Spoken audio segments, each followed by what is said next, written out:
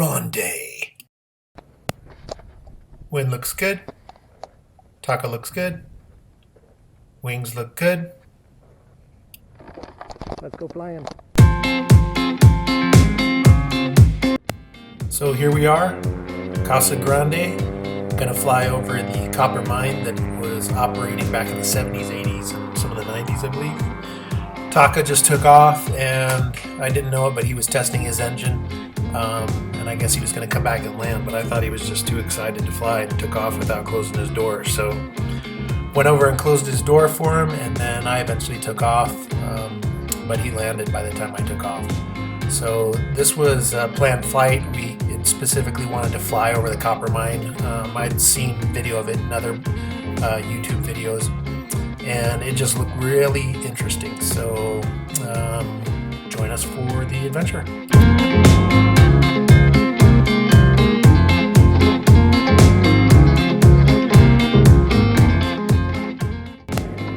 I do have to give a shout out to whoever put this runway in. They actually dragged it, so it was nice, flat, and compact. So we were able to take off very easily, and it was a great place to launch from, which is just south of the airport down in Casa Grande.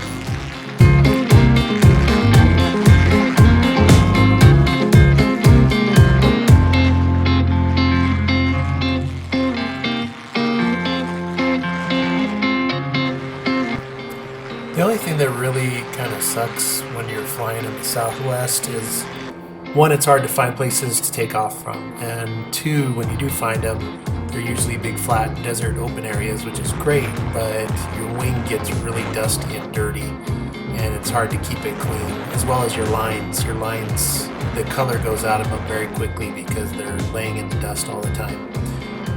But I mean, it's nice to have a big flat open area like this to take off from, because it's so often hard to find a place to take off in the Southwest. So just flying over the takeoff launch area here, and Taka's getting ready to launch, and he'll be doing that shortly. And then we'll be on our way. We're about 6 to 7 miles southeast of the mine from our location.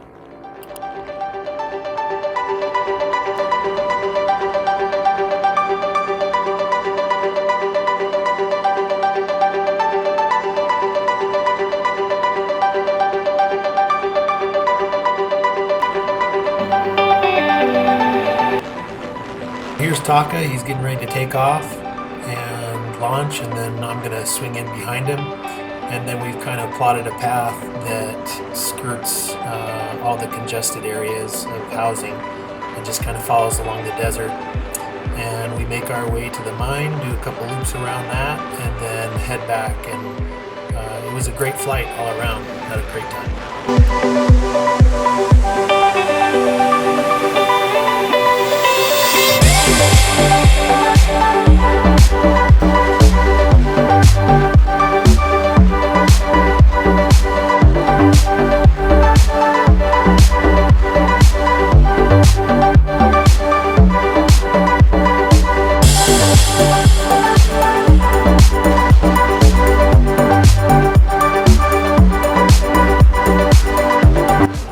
So at this point, we're only about a mile away from the mine itself, and you can actually see it as we get closer, but it's, the earth is flat there, so you can't really see it till you get above it. And to our right was actually the municipal airport, and we just wanted to stay out of any kind of air traffic, so we kind of stayed low. And here it is as we're coming in, and it's becoming more in sight in front of us. And I'm up about, 700 feet at this point, and Taka's flying a little bit lower. And as we get closer, you can see how incredibly large this thing is. And from Google Earth and the measurements that I took, it's a half-mile wide. So it's a large, large mine. I don't know how deep it is, but it's very intimidating. So enjoy the sights.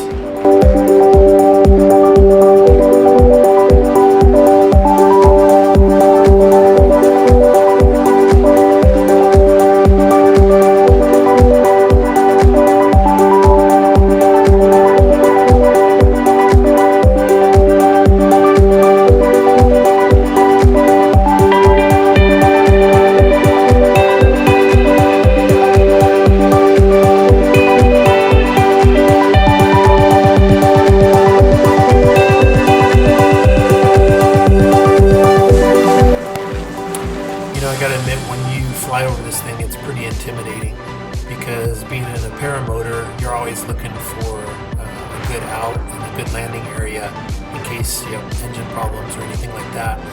So coming up over this is kind of a little bit of puckering, because if your engine goes out here, you're going to go down in there a little bit. And the sides are eroded away so much that you would have to probably be rescued by a helicopter, or you would have one heck of a long walk out on the greatly eroded road.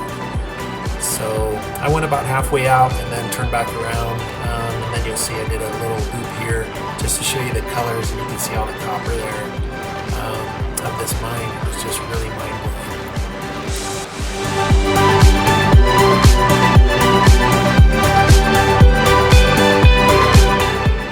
This mine today is pretty much abandoned, not working at all. You know, it's not a working mine or pit. I believe it started in the 60s, operational throughout the 70s and 80s. I think it closed down in 1984 because it depleted most of its ore reserves that they had mined it for. But it's 980 feet deep, and supposedly there's 24 benches as it goes down, and each of those benches are 40 feet high. So you can see it's quite the big thing there. From what I understand, it produced about 11,000 tons of copper a day between 1972 and 1984. So it was definitely an area that was very busy, but right now it's just a lot of abandoned buildings and towers like this one I'm doing a flyby.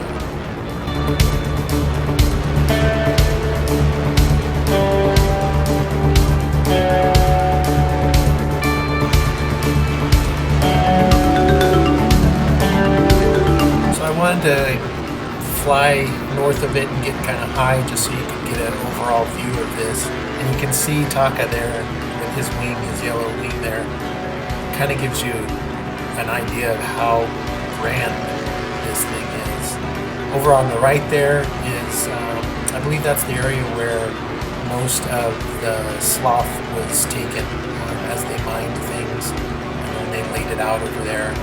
A little bit later in this video I head over that area just to see what it looks like. But you can see this is a huge divot in the earth. It's pretty impressive.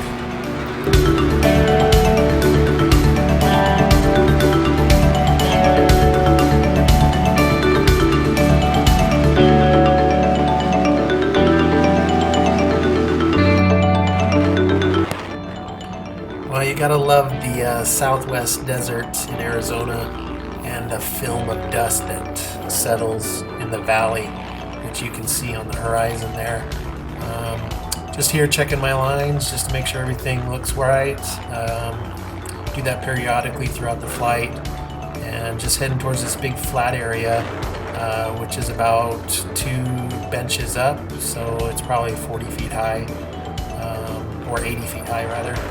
And I believe this is the area where they kind of left all the leftover stuff and they flattened it all out. So I do fly a little bit lower here, as you'll see, and unfortunately my camera battery died, and we had probably about another good 30 minutes worth of flying as we went back and landed. But just wanted to show you this last bit of footage, and hope you enjoyed the journey. It was an incredible flight and very impressive. If you have a paramotor, I would highly recommend flying over the Eye of Grande.